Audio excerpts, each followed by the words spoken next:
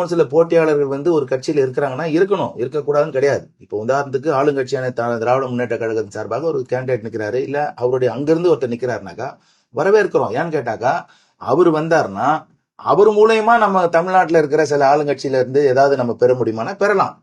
இப்ப அந்த மாதிரி ஒவ்வொரு இதுல இருந்து வரும்பொழுது அவர்கள் மூலியமா பெறலாம். அதுக்காக அந்த கட்சி சார்ந்தவர்கள் இங்க வந்துட்டாங்க, அந்த கட்சி சார்ந்தவர்கள் ஜெயிச்சுட்டாங்க, தோத்துட்டாங்க, அதனால வந்து அது சட்டசபையில ஒரு எதிரொலிக்கும், இந்திய அரசியலமைப்பு இந்திய இதுல வந்து இந்தியா முழுக்க எதிரொலிக்கும், அதெல்லாம் கிடையவே கிடையாது.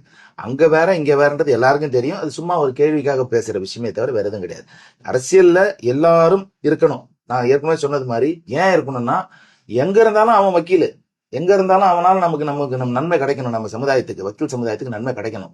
அதுக்கு எல்லோரும் அந்தந்த அரசியல் இருக்கணும். அப்படி இருக்கும் பொழுது உங்களுக்கு நன்மைகள் பல கிடைக்கும். உதாரணத்துக்கு நான் சொல்லணும்னாக்கா அப்போ அந்த சமயத்துல வந்து 2009 சம்பவம் நடந்து போச்சு.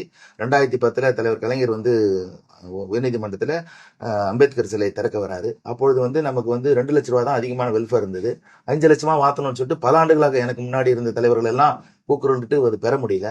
இந்த சந்தர்ப்பத்தை பயன்படுத்தி ஒரு மனு ஒன்று கொடுத்தேன். தலைவர் கலைஞர் அவர்கள் வந்து 5 லட்ச ரூபாய் வந்து உயர்த்தி கொடுத்தாங்க. அப்போ சந்திரமோகன் சேர்மன் இருந்தார். இப்போ அந்த மாதிரி ஒரு இணக்கமாக இருந்தனால தான் அதை எங்களால் பெற முடிந்தது. இப்போ இணக்கம் இல்லாம நான் போய் அவர்கிட்ட போய் கேட்டா எனக்கு கிடைக்குமா? கிடைக்காது. அந்த மாதிரி எங்கு எங்கு வக்கீலுங்க இருந்தாலும் அது அரசியல் சார்ந்து இருக்கிறவங்க வரவேற்கணும்னு நான் சொல்றேன். இது என்னுடைய தனிப்பட்ட கருத்து. பட் இருந்தாலும் அவர்கள் வந்து ஒட்டுமொத்தமா வக்கீல் சமுதாயத்துக்கு தான் செய்வாங்க, எங்க இருந்தாலும் செய்வாங்க. யாரை வேணாலும் அவர்கள் மூலியமா எளிதில் அணுகலாம். அதனால நன்மை தான் பயக்குமே தவிர தீமை பயக்காது.